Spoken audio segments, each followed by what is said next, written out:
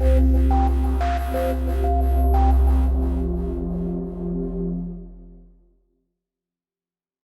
please tell everybody how awesome you are, what you're doing in life, and why you gave the All Project a chance or whatever you want. Go ahead, brother. All right. Hey, Jeff. Thank you. Hey, everybody. It's awesome to be here, and I think we're going to hear that exact sentence over and over and over. My name is Jay Nichols. I'm a marine biologist by training, and I kind of come to the Awe Project kind of through a side door.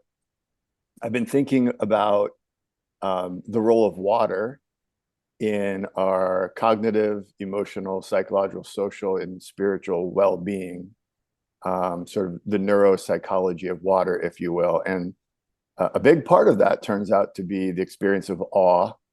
So I'll say a few words about that. But first, Jeff, you brought up the subjective aspect of awe, and in our work with water, which intersects so completely with this whole conversation and all the videos, and I'll get into that in a second, but we always start with the question, what's your water?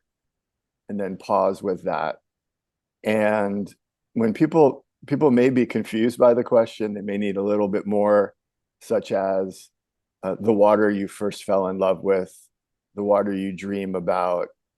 Let's talk about who took you there, who taught you about your water. And it can be an incredibly positive memory. It can be a mixed emotional memory. But the point is, you start with that question because everybody's coming from a different place. And for someone, it might be the vast Pacific Ocean. And for someone, it may be a glass of water or a drop of water. It may be the water in their food. It may be the water in a creek. So turns out we live on a water planet. We are mostly made of water. We all spent 9.21 months, more or less, on average, inside our own personal water called Mom, our own personal ocean. You probably all remember that awesome trip that you took. It was 9 months underwater, swimming around in the dark, just luxuriating, floating, kicking it. So this concept of bringing water and awe together with resilience and well-being isn't niche. It's probably the biggest feature of awe. And I asked Paul Piff, who's a researcher as well, a researcher on awe, to look into the role of water in his work on awe. And he came back and said, holy cow, you're right. This water thing pervades our work, and we hadn't really tagged it. So that's kind of where I'm coming from, is looking at this concept. This is a book I wrote called Blue Mind. It's all about your brain on water. So how has awe impacted my work? Well, I think, as Jeff said, awe is a hub for resilience. And with Blue Mind, especially our work with first responders, veterans, anybody in the service professions, teachers, even journalists, who are experiencing burnout. I think our work intersects greatly with resilience, and water being a way to practice resilience, both emotionally, but as well as physically, therapeutically. So my overall take on the Awe Project is quite obviously enthusiastic, and I imagine our collaborations will extend for many years. And this conversation about the role of water in awe, I think is pretty central, and that's why we invited participants in our annual Blue Mind Summit to join up with the Awe Project and the Resilience Symposium this year, because it's so spot on overlapping. And so we hope that relationship will continue. I want to share a quick story about awe in my personal life. And this is maybe a little bit of a shift away from the water theme. I've recently had a pretty life-changing experience with fire, and in the world of sort of metaphysical, spiritual relationships with the elements, fire and water tend to be kind of opposite of each other.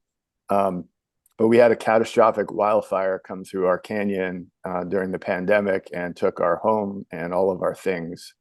And and I haven't really spoken about this out loud, certainly on a Zoom in this way before. So forgive me if I get a little steamed up or misty. There's the water theme again. The experience of fire was truly filled with awe and respect. By Jeff's definition, or that working definition of awe, it checked all the boxes. It shifted my perspective on the world, on my life, on everything, both from a physical, but also from a metaphorical and an emotional and a social perspective. It daunting in every possible way. But one of the lessons that I've learned is a strong lesson of resilience, in that the redwood trees, the redwood forest that was also devastated, is making this incredible comeback. It's green, it's vibrant. The trunks of the trees are burnt 80 feet up. They're black all the way up. But after that, it turns green again. And those trees are just some badass beings, is all I can say. So if you're trying to study resilience, one way to do that would be to sit in a redwood forest, looking up for several years, walking in circles. If you don't have time for that, you can just listen to my story here and trust me that resilience and redwood trees go together quite well. So that experience of awe, while heartbreaking, and devastating, was also fascinating and built my resilience. And I have a lot more thinking to do about that. I did jump in the water a lot in part of my recovery. The creek that runs through our property was a source of it's just soothed me every day. So part of my assignment here is to also talk about video number 4. Well, Jay, hold on. Can I jump in before we get Yes. to that? And I know Roger's going to have some comments and questions for you, but just to pause for a quick moment. First, thank you for sharing that with us. I'm feeling comfortable enough. I appreciate it. And the opportunity, this is where, like, what I try and do in my research role is, how do we connect the dots to the story's powerful? We can all agree to that. It's a powerful story, but then what I try and do is to help the listener. And sometimes, with some of my work, or even when I do this as a form of an interview to ask people to tell their story, it's that idea of how is that connected to the gateway of resilience?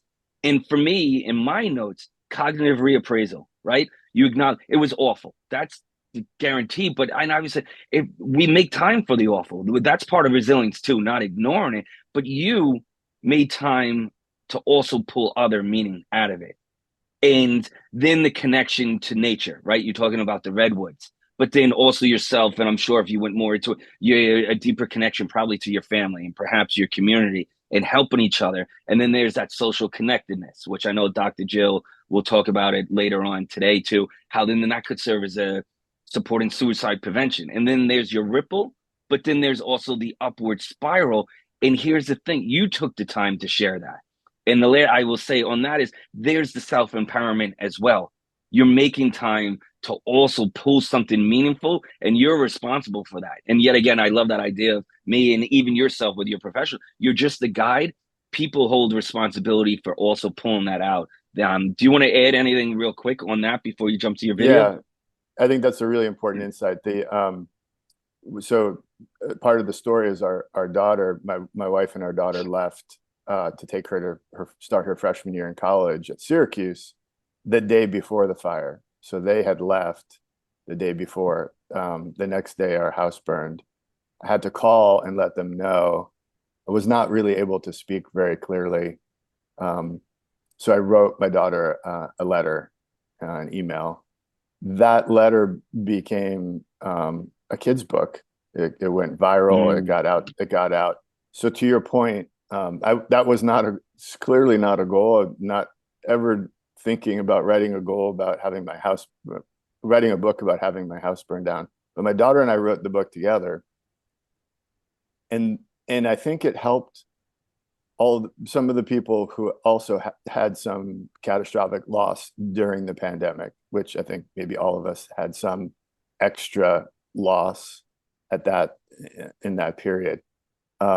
So again, to your point, using that moment, reframing it, changing the story. Now the story of the fire is also a story of our sharing our resilience through a children's book, which is called Dear Wild Child. If that sounds like it might resonate for any of the people you know. And it helped me reframe the story for my daughter to keep her at Syracuse because she wanted to come home and help. And I told her there's nothing to help with right now. So telling the story that she carries her home inside of her forever, even though the physical version is gone, was my way of trying to help her stay in college. And she's graduating this spring. So I guess that worked. Excellent. I'd say it So did. yeah, well, at least it helped. I think it helped both of us have a project to focus on, it being this kid's book, to,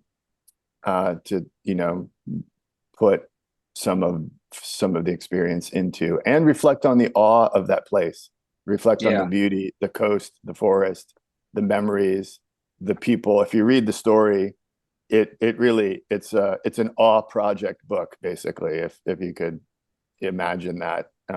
Even unknowingly, it is a book about awe.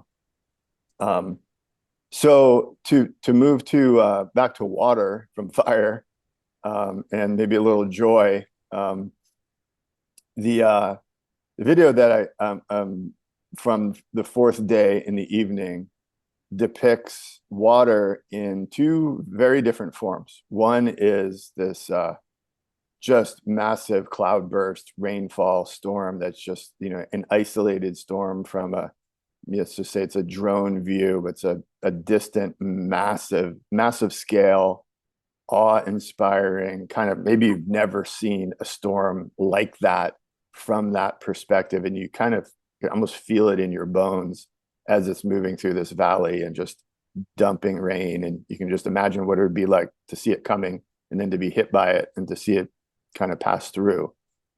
And then the second half of the video is a slow motion macro depiction of water droplets onto a substrate, and just seeing the reverberation of both the water and the substrate in slow motion, in high definition, in this macro view, and the juxtaposition of this big, large scale storm, this awesome storm, and then the focus in on each droplet is just a reminder that awe can be incredibly large and looming and overwhelming at scale, and can be in the macro. It can be in an insect. It can be a drop of water on a leaf. It can be a bud on a tree.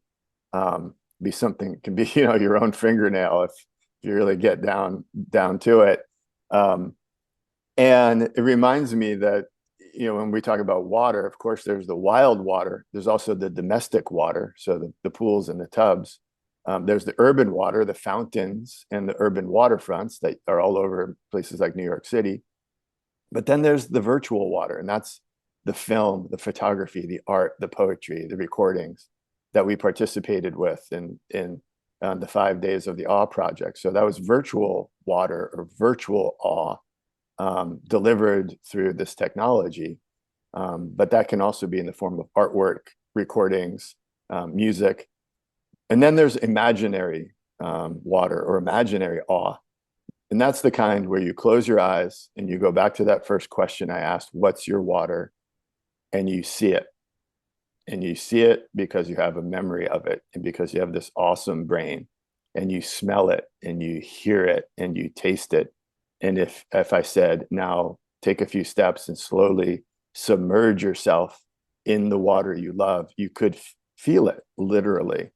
And so that's the reflection on that video that I wanted to share, is that water and nature and life in all of those forms, in the wild, the domestic, the urban, the virtual, and the imaginary, can produce forms of awe, meaning awe is portable. art and imagination make awe portable. So you can take your awe out of the rain or away from the beach or out of nature, and you can take it with you anywhere you go. And that makes it a superpower. And that makes its utility become universal, becomes available for 8 billion people. And so that's one of the reflections I had on that video from day 4 in the evening. So I'll leave my words right there. And if there are any comments or questions, be happy to answer them. And I do want to say, stay in touch. You know, if you have, this is an ongoing conversation, and I really appreciate Jeff's effort to lead us in that direction. And look forward to hearing from everybody this morning or this afternoon, as the case may be. Thanks so much, Jay. And to start us off with some thoughts, questions, and comments, Roger, I'll throw it over to you. Please introduce yourself real quick. Let everybody know who you are, and then any thoughts or comments for Jay, please. Thank you, Jeff. Hi, my name is Roger Dmochowski. I'm on the faculty of Vanderbilt Medical Center, and I have been lucky enough to be really become enamored with Jeff's messaging as part of a master's program. Jeff does a course in resilience, and of course, awe is a major part of resilience, and the interaction there is obvious. And so I am very grateful to Jeff, and as Jeff knows, I'm so impressed with this. It's interesting that Dr. Nichols mentioned the service industries. This is vitally needed in modern day medicine more than ever. We become very focused on science and results, and we sort of forget the other humanistic aspects of things. And so, actually, working hard to get this on our curriculum, actually, not only for the students but also for the postgraduate learners who really need this right now. We are suffering as an epidemic of violence in the service industry, violence against providers, and it's really hard right now. And so awe to me is a very important aspect of self control, self evaluation. Dr. Nichols really touched on the very important aspects of the video. I just had one other additional comment on the video. The video does sort of have this interesting macro micro dichotomy. The interesting aspect of the micro dichotomy, which is the velocity of water drops and dripping on a granular surface, and the effects, is the majority of the micro aspect of the video is from sort of a lateral side aspect, looking at the impacts. The last video is the last really frame of the video is the actual then looking down on the impacts from a different vantage point, a different perspective, if you will, and the differences of the speed of the water impact, the droplets of water impact on the granular surface, you don't perceive looking at it from the side. You actually only see it from looking from above. And this, I think, for me, speaks to the importance of awe and understanding the contributing factors, as Dr. Nichols said, reframing the moment, and understanding the expressivity of the emotion that is awe. And it's interesting that, I never thought of awe as an emotion until Jeff sort of kicked that door of perception open. And then one last point that I'd like to make. Again, going back to the value of awe, and Dr. Nichols said this, I think, with What's Your Water, it sort of is a reflection not only on what you're comfortable with, but what you've learned. And so let me give you if someone to say, what was your greatest awe moment? My greatest awe moment was many years ago. I had the privilege of taking care of a person who was very, very, very ill. And of course, in outpatient care, you see people, once a month, once every few months. And every time I saw that individual, I knew objectively how bad his numbers were, his situation was, and really his life expectancy was. And I remember every meeting with that gentleman, wondering, because he would come in with this unbelievable smile, this unbelievable affect, and towards the end of our relationship, which unfortunately ended in his death, I said, "How are you always able to be so happy?" And this again ties into one of Jeff's components of awe. He looked at me and said, "Doctor, I'm just grateful." And what is he grateful? What was he grateful for? He was grateful for the moment. And again, one of the things that I've learned from this, and I try to teach my students, is slow it down. It is about the moment. A lot of moments build a life. Dr. Nichols, you did a great job. Thank you. Thank you, Roger and Jay. Again, thanks for sharing that. And Roger, you tied into the points of the program itself, or just awe. It's only there, like you said, if you slow it down and pause, and how that ties into the resilience aspect, but also awe. It's resilience. It's not necessarily changing what's going on, right? It's changing our approach and our perspective to what's going on. And that's where I love giving always shout outs to Dr. Kirk Schneider as well. And he talks about, which I know creates arguments for maybe later in the day. He always says, stop looking for awe, you won't find it. Be open to awe, you'll find it everywhere.